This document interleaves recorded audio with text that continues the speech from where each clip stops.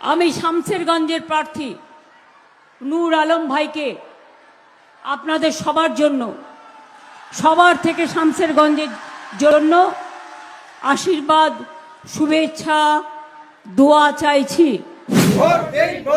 যারা বিরোধী আছে, বিরোধীদের মতো কাজ করবে। আমাদের এখানে কেউ বিরোধী বলে ছিল না এবং আগামীতেও থাকবে না।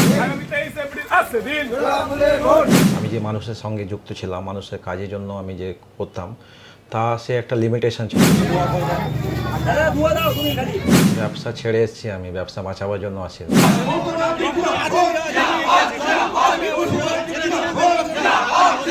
আমি শুধু লোকের সাথে, শামসেরগঞ্জের লোকের সাথে আমি আমার ব্যবসাকে ছেড়ে, ব্যবসাকে পাশে রেখে আমি রাজনীতিতে এসেছি। ইতিমধ্যেই রাজনীতির পারদ কিন্তু চড়ছে এবং 23শে এপ্রিল শামসেরগঞ্জ বিধানসভাতে ভোট। তার আগে আমরা বিভিন্ন প্রার্থীর মুখোমুখি হচ্ছি এবং আজকে আমাদের মুখোমুখি হয়েছেন তৃণমূল কংগ্রেসের প্রার্থী, শামসেরগঞ্জ বিধানসভার প্রার্থী নূর আলম। নমস্কার দাদা আপনাকে। নমস্কার। আমার প্রথম প্রশ্ন থাকবে আপনার কাছে যে ব্যবসা থেকে রাজনীতি, তাও আবার এখানকার যে এক্সিস্টিং ক্যান্ডিডেট ছিলেন বা বিধায়ক ছিলেন তাকে রিপ্লেস করে আপনি এসেছেন, তো এর পেছনে কেমিস্ট্রিটা কী বা এর পেছনে রসায়নটা কী রয়েছে? দেখুন, আমি ছোটোবেলা থেকেই, মানে খুব অল্প বয়স থেকে আমি ব্যবসার সঙ্গে জড়িত ছিলাম। ব্যবসার পাশাপাশি আমি হয়তো ডিরেক্টলি আমি রাজনীতিতে করতাম না, রাজনীতির সঙ্গে জড়িত ছিলাম না, কিন্তু ইনডাইরেক্টলি আমার একটা যোগাযোগ ছিল এবং আমি ইনডাইরেক্টলি কিছু একটা, আমি সমাজের জন্য, সমাজের লোকেদের জন্য কিছু পাইয়ে দেওয়ার জন্য আমি কাজ করেছি। তারপর আমি আমার মতো কাজ করতাম। ব্যক্তিগত জীবনে আমি একটা, সামাজিক জীবনে সব লোকের সঙ্গে থাকতাম, লোকের সঙ্গে চলতাম এবং লোকের জন্য কিছু করার চেষ্টা করতাম। সেটা একটা আমার পরিধির মধ্যে ছিল। তারপর এই যে মানুষের সঙ্গে থাকা, এই মানুষের ভালোবাসা, মানুষের মধ্যে থেকেই এই প্রশ্নটা উঠে আসে যে আপনি তো আমাদের জন্য করছেন, কিন্তু আপনারা যদি আরও একটু বেশি করতে পারতেন তাহলে আমাদের জন্য একটা খুব ভালো একটা যেত। তো আমার একটা লিমিটেশন ছিল, কিন্তু এই যে মানুষের ভালোবাসার ফলেই, মানুষের ভালোবাসাটাই টেনে নিয়ে এসছে আমাকে। নানানভাবে মানুষ আমাকে উৎসাহিত করেছে এবং নানান রকম সার্ভের মাধ্যমে ওনাদের লোকেদের বলেছেন কি না, আমরা কিন্তু নলামদার মতো লোককে একটু চাই আমাদের পাশে, যেমন যিনি থাকেন, এবং আরও ভালোভাবে, ভালো রূপে পাওয়ার জন্য আমাকে বারবার উৎসাহিত করতেন। তো আমি সেই উৎসাহ থেকে, মানুষের একটা ভালোবাসা দেখে আমি একটা ইচ্ছা প্রকাশ করলাম। তারপরে এই রাজনীতিতে আসা আমার। রাজনীতিতে আসা এবং পাশাপাশি একটা যে ঘটনা যে আপনি দুপুরবেলায় জয়েন করলেন এবং প্রার্থী হলেন বিকেলের মধ্যে, এইটা কি কোথাও একটা ছিল ওই সময় জানা যে এটা হতে চলেছে আপনার সঙ্গে, বা এটা কি মাথায় চলছিল সেই সময়? আমি যে কাজের সঙ্গে যুক্ত, ব্যবসা নয়, আমি যে মানুষের সঙ্গে যুক্ত ছিলাম, মানুষের কাজের জন্য আমি যে করতাম, তা সে একটা লিমিটেশন ছিল। আমার একটা ভালো প্ল্যাটফর্মও দরকার ছিল কি আমি একটু জন্য বড় রূপে আরও যেন মানুষের জন্য কিছু করতে পারি। তো তারপরে আমাদেরকে যাদের আমাদের সাজেস্ট করলেন কি না আপনাকে যাওয়া দরকার আছে, আমি নিজের ইচ্ছা প্রকাশ করলাম না ঠিক আছে। তারপরে আমি জয়েনিং করলাম। জয়েনিংয়ের পর দল আমাকে ভালো মনে করলো, দল আমাকে টিকিট দিল শামসেরগঞ্জের অ্যাসেম্বলিতে। এবং অনেকেই এটা বারবার বলছে বা ভাবছে যে আপনার এই যে ব্যবসা, সেই ব্যবসা বাঁচাতেই কোথাও রাজনীতিতে আসা, এটিকে আপনি মনে করেন নিজে? ব্যবসা ছেড়ে এসেছি, আমি ব্যবসা বাঁচাবার জন্য আসিনি। আমার অলরেডি একটা রানিং ব্যবসা। আমরা দুই ভাই দুটো ব্যবসার সঙ্গে জড়িত। আমার নিজের একটা সময় ছিল না, আমার খাওয়ার সময় হতো না। আমি শুধু লোকের সাথে, শামসেরগঞ্জের লোকের সাথে আমি আমার ব্যবসাকে ছেড়ে, ব্যবসাকে পাশে রেখে আমি রাজনীতিতে এসেছি। যারা বলছে সম্পূর্ণ মিথ্যা প্রচার করছে, তারাও সব জানে এবং আমার শামসেরগঞ্জের লোকও জানে আমি কি করছিলাম এবং কি ছেড়ে আমি এসেছি, কি বলিদান এবং কি পরিত্যাগ করে এসেছি। এগুলো বললে হবে না, তারা বিরোধীরা এটা অপপ্রচার চালাচ্ছে। আচ্ছা, এখানে শামশেরগঞ্জে মূলত কাকে প্রতিদ্বন্দ্বী ভাবছেন আপনি? এখন প্রতিদ্বন্দ্বী মূলত দেখুন, সাংবিধানিক সিস্টেমের মধ্যে একটা থাকবেই। আমরা আমাদের কাজটা চালিয়ে যাচ্ছি। আমাদের তৃণমূল সরকারের অনেক উন্নয়ন হয়েছে। আমাদের 22টা মুর্শিদাবাদে 22টা অ্যাসেম্বলির মধ্যে শামশেরগঞ্জ সব থেকে এগিয়ে ডেভেলপমেন্টের তরফ থেকে। 10 বছরে যা উন্নয়নমূলক কাজ হয়েছে, পরিকাঠামো যে আপনার স্কুল কলেজ রাস্তাঘাট হসপিটাল, আমাদের এখানে একটা মাতৃমা হয়েছে আপনার 200-250 বেডের, তার মধ্যে আরও ওই উন্নয়নের ধারাটাকে এগিয়ে নিয়ে যেতে আমরা একটা মানে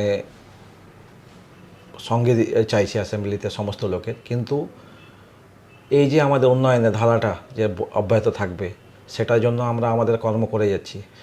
বাকি যারা বিরোধী আছে, বিরোধীদের মতো কাজ করবে। আমাদের এখানে কেউ বিরোধী বলে ছিল না এবং আগামীতেও থাকবে না। আর আমিও মনে করি না কি বিরোধী যারা আছে বিরোধীর মতো ওদের একটা অ্যাক্টিভিটি আছে। যেমন আপনারা দেখেছেন আমাদের এই এসআইআর হলো, এসআইআরে একমাত্র এমন একটা দল আছে তৃণমূল, যেটা শুধুমাত্র এসআইআর নিয়ে রাস্তাঘাট থেকে শুরু করে সংসদ থেকে শুরু করে সুপ্রিম কোর্ট পর্যন্ত লড়াই করেছে। আর বিরোধীরা আজ পর্যন্ত বিরোধীদের যে মূল আপনার নেতৃত্ব আছে, তারা এখন পর্যন্ত মুখে কুলুপ বেঁধে বসে আছে, কেউ কোনো একটা শব্দ বলছে না। তারপরেও তারা এখন বলছে কি আমরা নানান রকম বলে না, মুঙ্গেরি লালকে হাসেন সাপনে দেখছে, ওটা কিন্তু আশা রাখছে। কিন্তু সেটা জবাব একমাত্র আমাদের জনগণ, আমাদের শামশেরগঞ্জ অ্যাসেম্বলির লোক দিয়ে দেবে 23 এপ্রিল। তো ওই জন্য আমি বিরোধীকে নিয়ে খুব একটা কিছু বলতে চাই না, আমি বিরোধী কাউকে কিছু মনেই করছি না। এই যে স্বপ্নের কথা বললেন, আপনিও যেরকম প্রচুর বলিদান দিয়ে এসেছেন, আপনার ব্যবসা অনেকটা ছেড়ে আপনাকে রাজনীতিতে আসতে হয়েছে। তো কংগ্রেসের যিনি ক্যান্ডিডেট, উনিও নবাগত এবং উনিও একজন ব্যবসায়ী, সেক্ষেত্রে উনিও তো স্বপ্ন দেখছেন এখানকার মানুষের জন্য করার। তো কোথাও গিয়ে কি একটা ধাক্কা লাগবে, তারপরে এটা প্রতিদ্বন্দ্বী কি হবে এখানটায়? না, এখানে সেরকম প্রতিদ্বন্দ্বী কিছু হয়নি। অ্যাকচুয়ালি আমাদের বললাম তো আপনাকে, আমাদের যে 10 বছরে যে আমাদের শামশেরগঞ্জে যে উন্নয়নটা হয়েছে, এই উন্নয়নটা কিন্তু একটা মানে দৃষ্টান্তমূলক উন্নয়ন। আমাদের শামশেরগঞ্জ কিন্তু অনেক পিছিয়ে পড়েছিল, আপনারা দেখবেন শিক্ষার দিক থেকে, রাস্তাঘাটের দিক থেকে, স্বাস্থ্যের দিক থেকে। এই 3টা সেক্টরে শিক্ষা, রাস্তাঘাট, স্বাস্থ্য সব কিছুতেই একটা মারাত্মক ডেভেলপমেন্ট হয়েছে। এবং এই ডেভেলপমেন্টের পাশেই মানুষ দাঁড়িয়েছে। আপনারা দেখুন, বিগত 2বারের বিধায়ক আমাদের এখানে ছিলেন, 10 বছর থেকে একজন ছিলেন, মানুষের দোয়া এবং আশীর্বাদ পেয়েছেন। এবং এই উন্নয়নের ধারাকে অব্যাহত রাখতে আমরাও মানে বদ্ধপরিকর হয়েছি। এই জন্য আমরাও আশাবাদী আছি, মানুষ যেমন বিগত দিনে পাশে ছিলেন, আগামীতেও ছিলেন, থাকবেন। কারণ মানুষ সবই জানেন। এবং 96টা প্রকল্প আছে আমাদের মামাটি মানুষ সরকারের, যেটা আজকে প্রায় সব ঘরে 2-4টে করে আপনার প্রকল্পগুলোর উন্নয়ন মানে পাচ্ছে, মানুষ পাচ্ছে, সুবিধা পাচ্ছে। তো মানুষ নিজের ডিসিশন নেবে এবং অলরেডি ডিসিশন নিয়ে নিয়েছে। আচ্ছা, এখান থেকে আবার আরেকটা প্রশ্ন জিজ্ঞেস যাবো, সেটা হচ্ছে যদি একটু সময়ের পেছনে যাই আমরা, আজ তো মার্চ মাসের 9 তারিখ, এপ্রিল, এবং এপ্রিলের যদি 12 তারিখে আমরা যাই, 2025 এপ্রিল 12ই এপ্রিল 2025 থেকে 26শে এপ্রিল, এই 12ই এপ্রিল 2026, এই লম্বা সময়ের মধ্যে আপনি কি পরিবর্তন দেখছেন আপনার শামশেরগঞ্জে? দেখুন, পরিবর্তন অলরেডি টাইম টু টাইম ঘটেছেই। কিন্তু আপনি যেটা ইঙ্গিত দিচ্ছেন, সেটাতে আমি একটা জিনিস শুধু একমাত্রই বলবো, আমাদের এখানে আমাদের শামশেরগঞ্জ, বিশেষ করে বাংলা তথা শামশেরগঞ্জ, আমাদের কিন্তু সম্প্রীতি এবং আমাদের সংস্কৃতির মাটি। সব দিনই আমরা সবাই একসঙ্গে ঐক্যবদ্ধভাবে সব কিছুতেই আমরা কিন্তু ছিলাম। যেটাই হোক, সে হিন্দু হোক মুসলিম হোক, সমস্ত উৎসবে অনুষ্ঠানে আমরা কিন্তু সবাই একে অপরের পার্টিসিপেট করেছি। তো আমরা যে জিনিসটা আপনি বলতে চাইছেন, ওই জিনিসটা হয়তো মূলত কোনো একটা বিরোধী শক্তি এবং চক্রান্ত করে সেটা ঘটানো হয়েছিল। আমরা শুধু একটাই অনুরোধ করব, সেটা খুব তাড়াতাড়ি ফিরে এসেছে, মানুষ বুঝতে পেরেছে, দুপক্ষের সবাই মানুষ বুঝতে পেরেছে যে না, এটা চক্রান্ত ঘটানো হয়েছিল, চক্রান্ত ফাঁদে পা দিয়েছিল। কিন্তু ওই জিনিসটাকে ভুলে যে বিগত আজকে আমাদের শামশেরগঞ্জ বা ধুলিয়ান শুধু একটা বছরের না, এই ধুলিয়ান অনেক পুরনো ইতিহাস আছে আমাদের ধুলিয়ানে ব্রিটিশ পিরিয়ডের হিস্ট্রি আছে। কোনো দিন এই হিস্ট্রির মধ্যে কোনো দিন কোনো কিছু ঘটেনি বা কোনো সম্প্রীতি আঘাত হয়নি বা নষ্ট হয়নি। সে কারণে আমার একটা জিনিস আমি যা দেখছি, আগামীতেও হবে না। কারণ কি, একটা ছোটো মোটো ইনসিডেন্ট একটা বাড়ির মধ্যে যদি 5 ভাই থাকে, একটা ছোট্ট মোটো ঘটনা হয়ে যেতে থাকে, তারপরেও মানুষ ওটাকে ভুলে এগিয়ে যায়। কিন্তু কোথাও গিয়ে যে একটা সম্প্রীতির যে একটা লাইন, সেটা তো ব্রিজ হয়েছে, এটা আপনিও কি মনে করছেন? মানে ব্রিজ তো হয়েছে বলে কোথাও গিয়ে একটা মানুষ ভাবছে যে না, ধর্মীয় ভাবাবেগে আঘাত হয়েছে। একদমই না। আমরা তো তারপরে থেকে এসে এগিয়ে দেখেছি, সমস্ত লোক দেখেছে আমাদের এখানে আবার যেমন ছিল বিগত 100-200 বছর থেকে তেমনটাই রূপে ফিরে এসছে। আপনাদের বললাম চক্রান্ত করা হয়েছিল, ওই চক্রান্তটা মানুষ বুঝতে পেরেছে এবং ওই চক্রান্তকে অসফল করে দিয়েছে মানুষ নিজেই। উন্নয়ন, অনুন্নয়ন, ধর্মীয় ভেদাভেদ নাকি নতুন কিছু, মানুষ কোন দিকে রায় দেয় সেই অপেক্ষায় কিন্তু চৌঠামের দিকে তাকিয়ে থাকতে হবে। Ritwik Debnath, Imagine Community media.